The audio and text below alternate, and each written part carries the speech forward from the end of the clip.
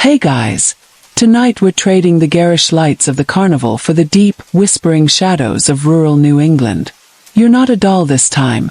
You're a person inheriting a relic from a great-aunt you barely remember. A sprawling saltbox-style farmhouse perched on a hill that has seen more winters than the oldest tree in the state. Your new home is a monument to quiet, a place where the air itself feels heavy with patient time. And the thing about old houses is, they don't always empty out when their owners leave. You probably won't survive this story with your desire for a rustic fixer-upper intact. So consider this your warning. So, before you get comfortable, take a moment to like the video and subscribe, but only if you genuinely enjoy what I do here. Let me know where you're listening from and your local time.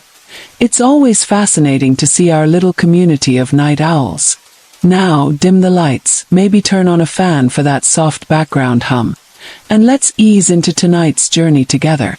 The key is cold, heavy iron, left for you under a moss-covered river stone by the rickety gate. It fits the massive front door lock with a satisfying, gritty thunk. Stepping inside is like walking into a lung that has been holding its breath for a century. The air smells of dried pine, beeswax, and the faint, sweet decay of old apples. Sunlight, thick with dust motes, cuts through leaded glass windows, illuminating wide plank floors worn smooth by generations of sock-footed children and weary farmers. You drop your bag by the door, the sound swallowed by the immense quiet. It's beautiful, it's perfect, and it is, you will soon learn, ever so slightly occupied. Your first discovery is the keeping room, the ancient heart of the house. The modern furnace rumbles to life, pushing warm air through creaky ducts, but this one room remains stubbornly, physically cold. It's not a draft. It's a pervasive chill that seeps up from the floorboards and leaks from the fieldstone fireplace, a cold that seems to settle in your bones rather than just your skin. You try to light a fire, but the logs hiss and sputter as if damp, refusing to catch properly. Your phone, which had a shaky signal on the porch, goes completely dead here. It's a pocket of persistent, low-grade resistance to the 21st century. You spend the day unpacking, your footsteps echoing through the empty rooms. The house has its own soundtrack, one you're just beginning to learn. The wind outside makes the cedar shingles sigh. The ancient oak timbers in the frame groan and pop as the temperature drops, a sound known as thermal creep in old structures. Historians still argue whether the iconic saltbox design of these New England homes was purely for efficient water runoff or also served a symbolic, puritanical purpose, their steep, asymmetrical roofs pointing austerely towards heaven. In this moment, it just feels practical and incredibly lonely. As dusk paints the sky bruised purple and orange, you find the first real anomaly. Up in the small bedroom under the eaves, the one with the charmingly slanted ceiling, there's a single narrow floorboard that is pristine. While the boards around it are scarred and stained with age, this one is smooth, pale, and utterly unblemished, as if it has been meticulously protected from 200 years of life, or as if something has been resting on top of it, preserving it. You run your foot over it. It's ice cold. A quirky tidbit you once read floats to the surface. In certain folklore, it's believed that a consistently cold spot in a house isn't a ghost, but a dormant, thin place. A spot where the veil between our world and another is simply thinner, quieter. You shake your head, dismissing it as the fanciful thinking that comes with solitude. But as you head downstairs to make tea, you can't shake the feeling that the house is not empty. It's just waiting for you to settle in.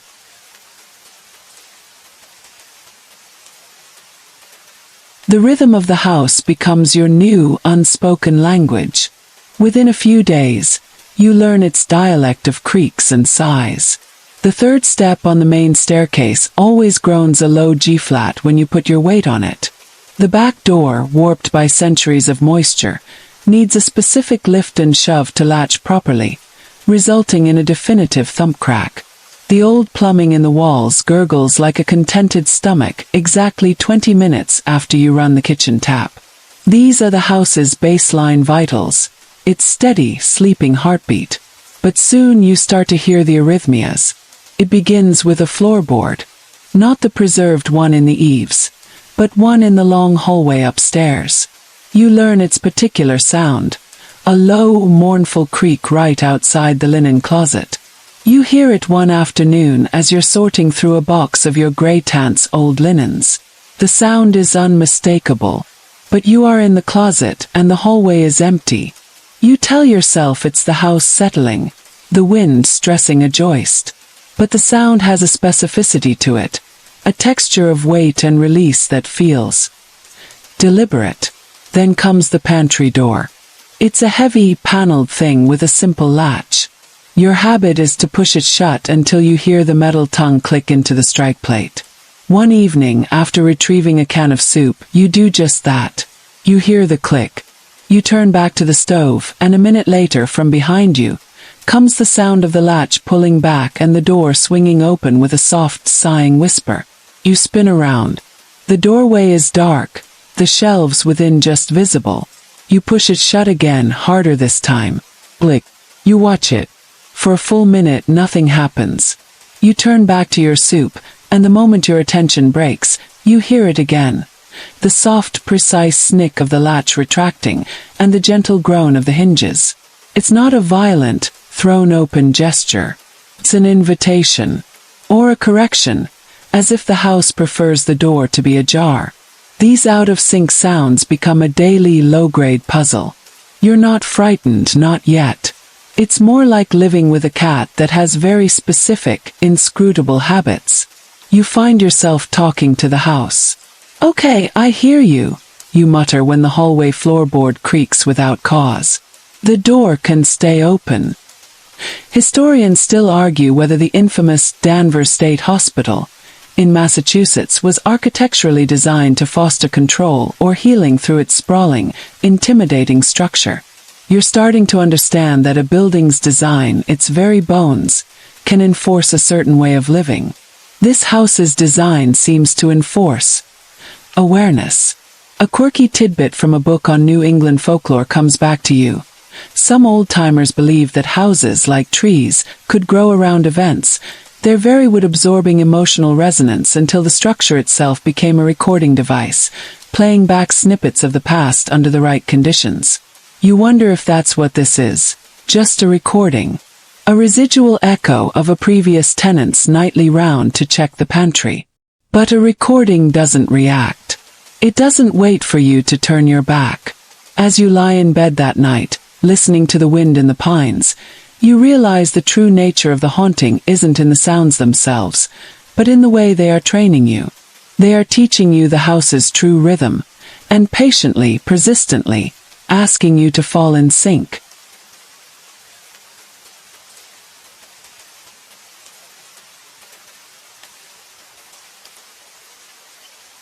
The unseen housemate makes its nature known not through sound, but through space. The misplaced objects are the first tangible proof you're not just imagining things. It's never anything dramatic. Your favorite pen, the one with a comfortable grip, is not on the desk where you left it. You find it an hour later on the windowsill in the keeping room, positioned perfectly parallel to the ledge, as if it had been placed there with thoughtful care. You assume you just forgot, your mind foggy from the move. But then it happens with your reading glasses. You swear you left them on the arm of the living room sofa. After a mild panic, you find them folded neatly on the kitchen counter, right next to the now perpetually ajar pantry door. This isn't poltergeist activity.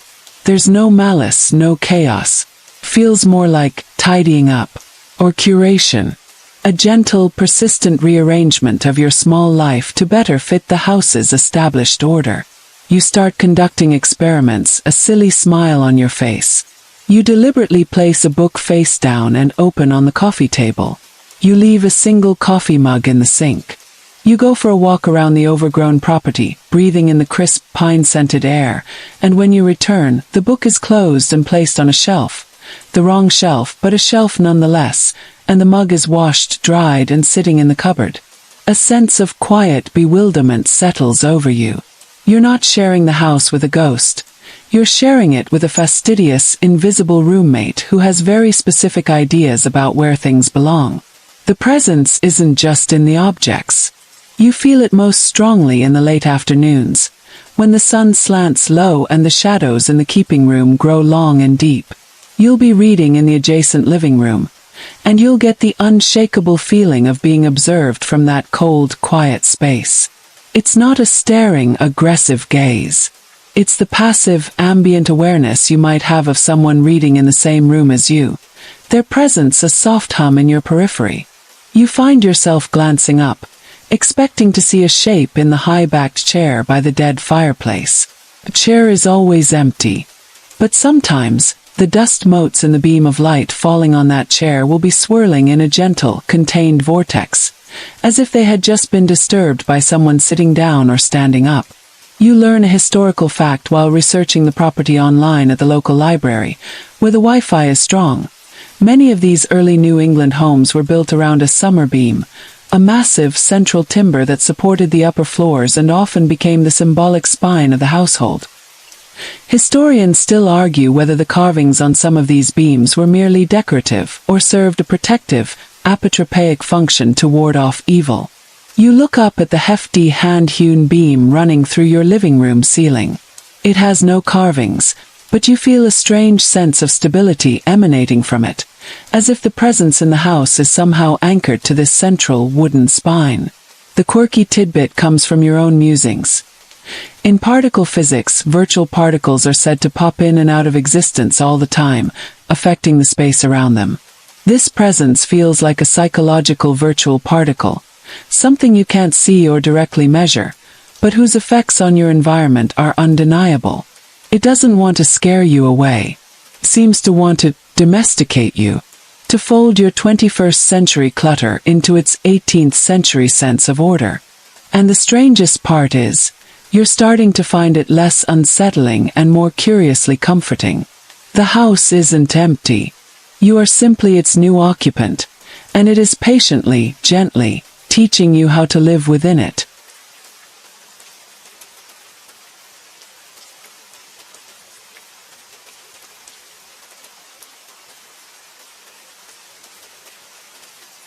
The history in the walls isn't shouted in ghostly wails.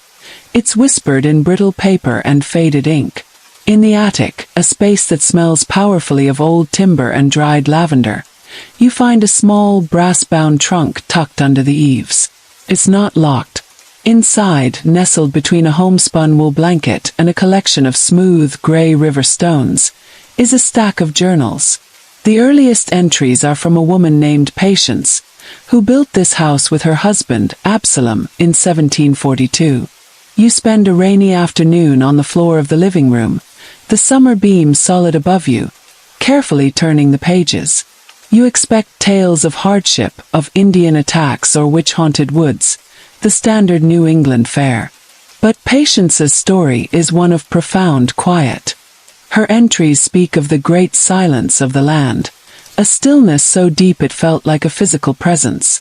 She writes of Absalom, a man of few words who seemed to merge with that silence, becoming more like the stones in his fields than a living man. Her loneliness is a quiet, constant thread. The house is full of his absence even when he is in it, she writes in one poignant entry. It is as if the quiet has eaten his voice. There is no dramatic death, no murder mystery. Absalom simply faded. A late entry, the handwriting grown shaky with age, reads, "He sat in his chair by the fire this evening, and I looked up from my mending, and for a moment I did not see him. I saw only the chair, and the shape of the quiet where he used to be. He is going into the house, and the house is taking him." The next few pages are blank. The final entry is a single stark sentence. The quiet is complete now. It is not empty. It is patient. A chill that has nothing to do with the keeping room's cold seeps into you. The presence you felt isn't a traditional ghost. It's not the spirit of Patience or Absalom. It's the quiet itself. The profound, accumulating stillness of centuries, fed by the loneliness of its inhabitants, given a kind of shape and awareness by the very structure of the house. It wasn't born from a single traumatic event, but from the slow, grinding solitude of rural life. Historians still argue whether the high rates of melancholy reported in early New England diaries were a form of modern depression or a genuine, physiological response to extreme isolation. Patience's journal suggests it was both, and that the isolation could become a tangible force. You learn a quirky, fringe tidbit from one of the later journals, written by Patience's grandson. He mentions a local Algonquian belief that certain places were sleeping landscapes, not dead but dreaming, and that to build on them was to insert yourself into their long, slow dream. He dismissed it as superstition, but you look around the room at the way the shadows hold the corners, and you wonder. The house isn't haunted by a person. It is the haunter, a dreaming, patient entity made of timber and silence. You close the trunk, the weight of the past heavy in your hands. The misplaced objects and the creaking floorboards make a new, terrifying sense. The house isn't rearranging your things out of mischief. It's practicing. It's slowly, gently, trying to absorb you into its rhythm, to make you a part of its long, quiet dream, just as it did with Absalom. The thought should send you running for the door. But instead, you feel a strange, weary sense of recognition. You look towards the cold keeping room and, for the first time, you don't see an empty space. You see a presence that is simply, profoundly, and eternally lonely. And in your own quiet heart, you feel an answering chime.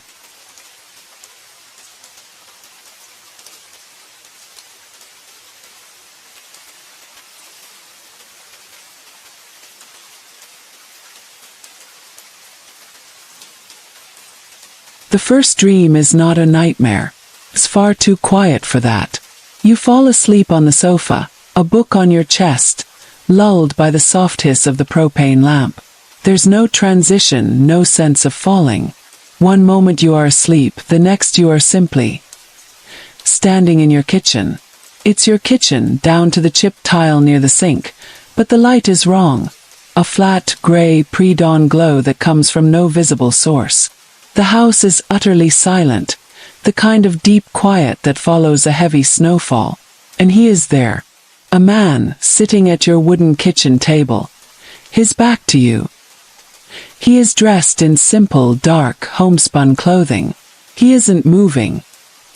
He is simply sitting, his hands resting on the table, his head slightly bowed as if in thought or prayer. You feel no fear. Only a profound, icy curiosity. You take a step forward. The floor doesn't creak. The air is still and cold. You move around the table, wanting to see his face. There is no face. Not in a horrifying, skeletal way. Just indistinct. A smooth, pale blur where his features should be, as if carved from soap and then left to soften in the rain. He has no presence, no identity. He is simply a shape, placeholder, a man-shaped piece of the quiet. As you stare, the figure slowly raises one hand and places it, palm down, flat on the tabletop. It's not a gesture of threat or greeting. It's a gesture of belonging, of ownership. It is the most at-home, unassuming gesture you have ever seen, and that is what makes it so chilling. You wake up, not with a gasp, but with a slow, creeping return to consciousness. You are still on the sofa. The book is still on your chest. The lamp still hisses. But the dream clings to you, a psychic residue as tangible as frost. And you are cold, deeply, penetratingly cold, as if you've been sleeping in the keeping room. You sit up, wrapping the afghan around your shoulders, and your eyes are drawn to the kitchen table. There, in the fine layer of dust on the dark wood, is a perfect, clean handprint. It's exactly where the figure in your dream placed his hand. The dust around it is undisturbed. It's as if a hand made of pure absence pressed down, pushing the dust away. You don't scream. You don't run. You just stare, the cold seeping from your bones into your heart. Historians still argue whether shared dream phenomena in isolated communities were a form of folie à deux or a genuine, unexplored aspect of collective consciousness. This wasn't shared. This was an invitation into a collective state of being. A quirky tidbit about dream logic surfaces in your mind. In dreams, you can't read text because the part of your brain that processes language is mostly offline. The figure had no face because the house, the quiet, has no identity to project. Simply is. You get up and walk to the table. You don't wipe the print away. Instead, almost without thinking, you place your own hand next to it. Your print is smaller, the lines of your palm visible in the dust. His is just a smooth, featureless outline. Two occupants of the same space, leaving different kinds of marks. The dream wasn't a warning. It was an introduction. The house was showing you its other tenant, the one made of stillness, and showing him where you now fit at the table. The cold isn't leaving you. It's settling in, making itself at home.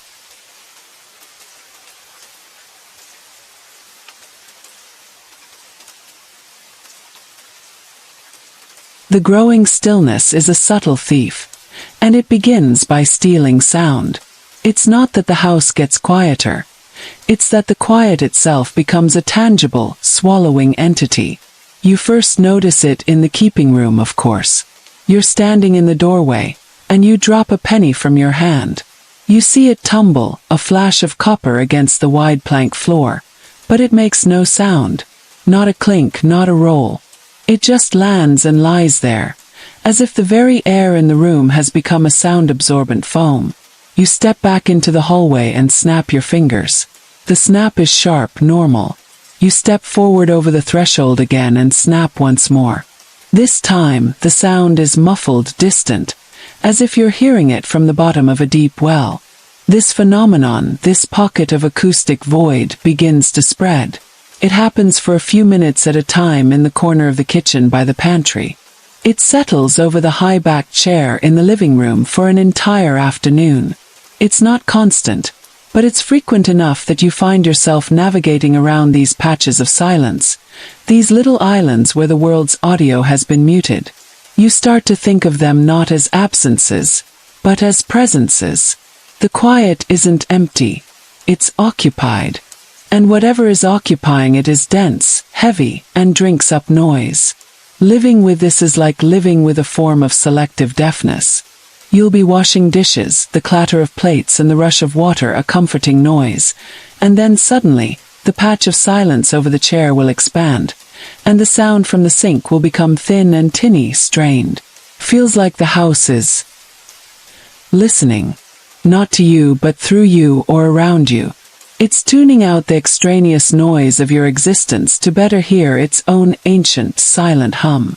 You find yourself speaking less, not out of fear, but because your own voice sounds so small and insignificant in these pockets, so easily consumed. You recall a historical fact about these old structures. They were often built with borrowed light, small interior windows that allowed light to pass from one room to another, as glass was expensive. It occurs to you that the house is now creating borrowed silence, borrowing the quiet from its own past and lending it to the present, creating zones where its preferred state of being can manifest more fully.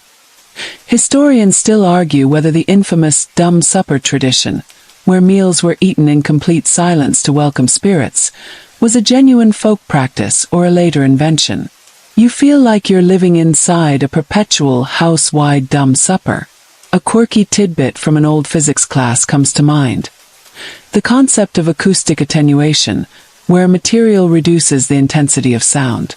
The air in these silent patches feels like it has been turned into a perfect attenuator. It's not supernatural, you tell yourself. It's just a property of the house you don't yet understand. The most unnerving part is the feeling of being watched from within these silences. It's not a malevolent stare. It's a passive observational pressure, like being in a sensory deprivation tank that is, itself, alive and aware. The silence isn't just the absence of sound anymore. It's the body of the house's oldest, most patient resident, and it's slowly stretching its limbs, making more room for itself.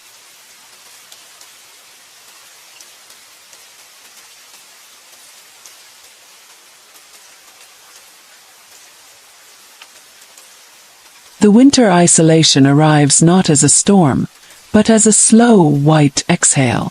The sky turns the color of lead, and the snow begins to fall, thick, silent flakes that pile with a relentless, soft patience. By nightfall, the world beyond your windows has vanished. The familiar shapes of stone walls and skeletal trees are gone, replaced by a featureless, glowing white. The wind picks up, howling a low, mournful note as it drives the snow into deep, impassable drifts against the doors. The power flickers, then dies completely, plunging the house into a darkness so profound it feels solid. You are truly, utterly cut off. And in this enforced solitude, the presence sheds the last of its subtlety.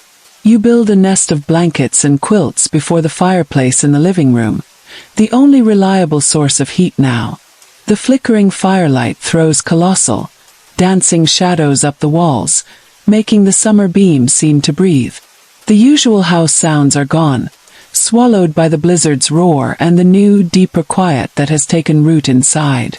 It's in this intimate, fire-lit world that you see the next manifestation. You're huddled in your blankets, sipping lukewarm tea, when you notice the window pane beside you. The frost is etching intricate, feathery patterns across the glass, a normal occurrence in the bitter cold. But on one pane at head height, the frost is receding, not melting and dripping, but vanishing, as if being wiped away by an invisible cloth. A small, clear circle forms, and in the center of that circle, a patch of fog appears. It's the soft, misty bloom of warm breath hitting cold glass. It forms, holds for a moment, and then slowly fades. Few seconds later it happens again. Fade. Fade. A slow, steady, respiratory rhythm. Someone is standing on the other side of the window, in the howling, impossible-to-survive storm, breathing on your glass. Your own breath catches in your throat. But the fear is a cold, dull stone in your gut, not a sharp panic. There is no face pressed to the glass, no frantic scratching. Just that calm, periodic fogging. The presence is no longer just inside with you. It's outside too. It is the outside.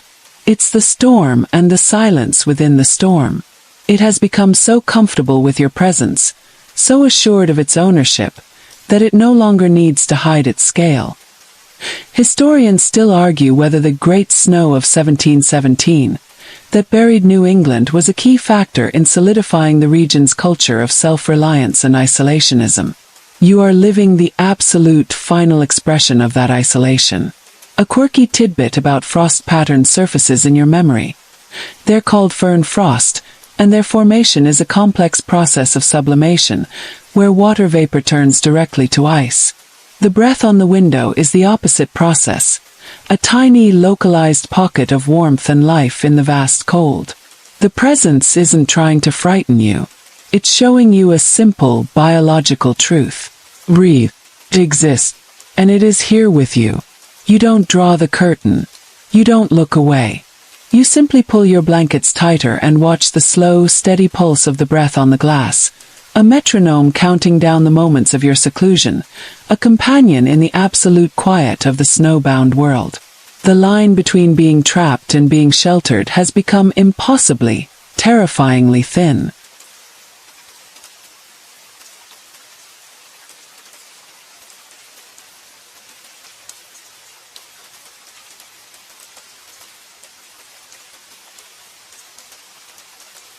The invitation is not a conscious decision. It's an instinct, a deep, cellular pull towards ritual. The storm rages for a second day, a white noise curtain separating you from the world. The breath on the window has become a permanent feature, a soft, pulsing heart on the glass. You move through the cold rooms of the house, your own breath pluming in the air, and the feeling of a shared existence is now as palpable as the chill. The presence is no longer a separate entity in the corner of your eye. It is the corner of your eye. It is the stillness between your heartbeats. And in this merged space, a new compulsion takes root. You're in the kitchen trying to warm a can of soup over the fireplace, when the thought arrives, fully formed. It's time for supper. Not just for you. For both of you. You find yourself taking out 2 bowls instead of 1. You carry them to the small wooden table in the kitchen, the one with the ghostly handprint still faintly visible in the dust. You set 1 bowl at your usual place. Then, moving as if in a dream, you set the other bowl directly across from it. You lay out a spoon. You even pour a glass of water, the sound of the water hitting the glass absurdly loud in the pervasive quiet. You sit down. You don't feel foolish. You feel a profound, eerie sense of correctness, as if you are finally following a script written for you centuries ago. This is the dumb supper, not as a séance, but as a simple domestic fact. You eat your soup. The steam rises from your bowl, but the bowl across from you remains untouched, the surface of the soup perfectly still, congealing slowly in the cold. You don't expect it to be eaten. The gesture itself is the point. The invitation is the meal. Historians still argue whether the rituals of sympathetic magic, where an action is performed to influence a related person or event, were born from a logical misunderstanding of cause and effect or from a deeper, intuitive understanding of a connected universe. This isn't magic. This is housekeeping. You are simply acknowledging your housemate. A quirky tidbit you'd once read about Victorian mourning customs flits through your mind. They would often continue to set a place at the table for a deceased loved one for a full year after their passing. You aren't mourning a loss. You are acknowledging a presence. As you finish your meal, you look at the empty chair. For a fleeting second, the air above it seems to shimmer, not with heat, but with a deeper cold, a concentration of the stillness. The dust motes hang motionless in that specific column of air. You feel a wave of something that is not quite emotion, but a sensation of acknowledgement, quiet gratitude. The house, the presence, the quiet, whatever it is, accepts your offering. It wasn't about feeding a ghost. It was about accepting the terms of your cohabitation. You are not the owner of this house. You are a participant in its long, slow life.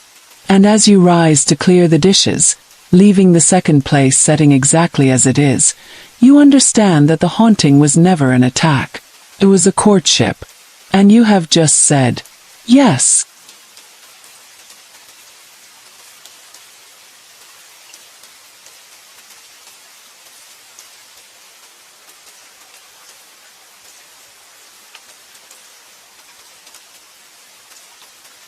The peaceful surrender is not a defeat, but a release.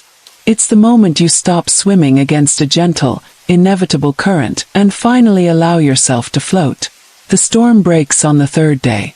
Sunlight, blindingly bright on the vast expanse of snow, pours through the windows. The world outside is pristine, silent, and utterly transformed. But inside, a different transformation has taken root.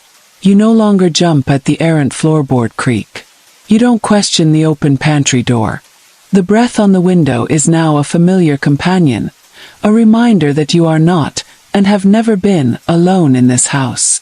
You stop fighting the cold in the keeping room. Instead, you bring a heavier blanket and sit in the high-backed chair, the one that was always meant for someone else.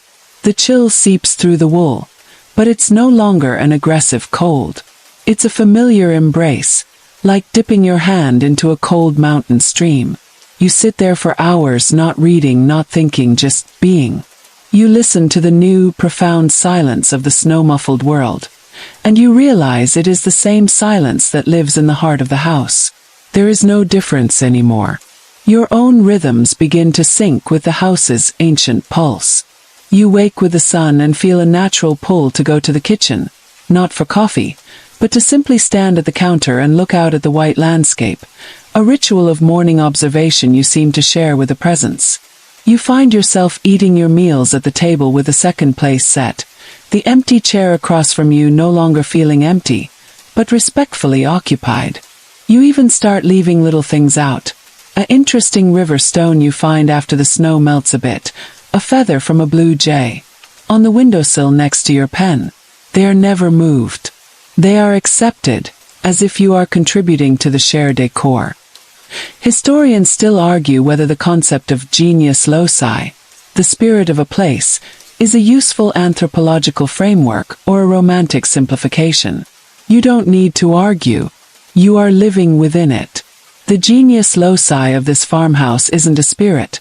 It's a personality, a consciousness woven from timber, fieldstone, and the accumulated quiet of generations. A quirky tidbit comes to you. In some ancient traditions, a household god wasn't worshipped, but simply lived with, its favor maintained through daily mundane acts of respect. That's what this has become. Quiet, mutual respect. The fear is gone. In its place is a deep, pervasive calm, a feeling of having come home in a way you never knew was possible. The loneliness that once gnawed at you has been replaced by this serene companionship. The house takes care of you in its own way, shelters you from the wind. It holds your small life within its vast, patient one, and you, in return, acknowledge it. You live within its dream. The haunting is over, not because the presence left, but because you finally stopped seeing it as a haunting and started seeing it as simply home.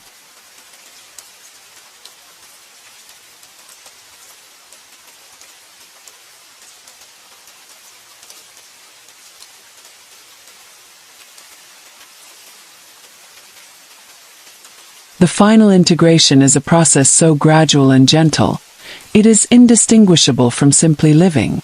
The snow melts, revealing the stubborn green of winter grass and the gray of the stone walls. The world regains its color and its sound, but inside the farmhouse, the deep, shared quiet remains, a placid lake undisturbed by the returning stream of life. You no longer mark where you end and the house begins. Your breath seems to sync with the slow expansion and contraction of its timber frame in the changing temperatures. Your footsteps are no longer an intrusion, but a soft punctuation in its long, narrative silence.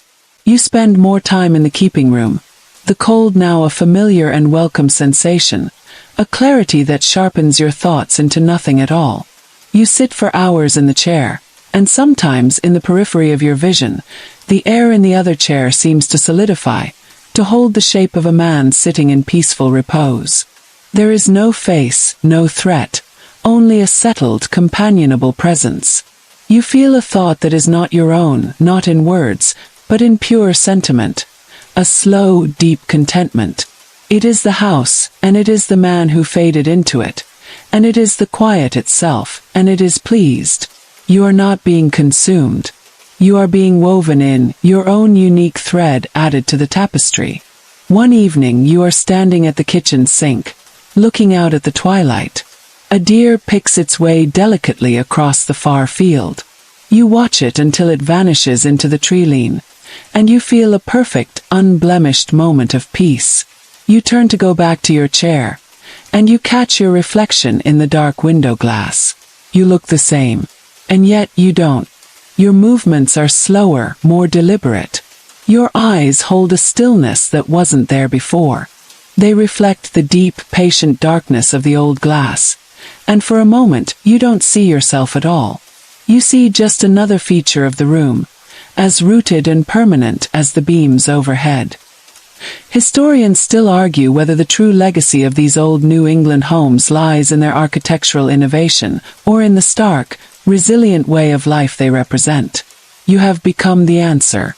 You are the legacy. The innovation is the way the house can hold a soul. The resilience is the quiet acceptance of that embrace. A final, quirky tidbit floats to the surface of your mind, something about how, in certain philosophies, the highest state of being is not happiness, but a profound and utter peace, a release from the tyranny of wanting. You have reached it. You want for nothing. You walk back to your chair and sit down.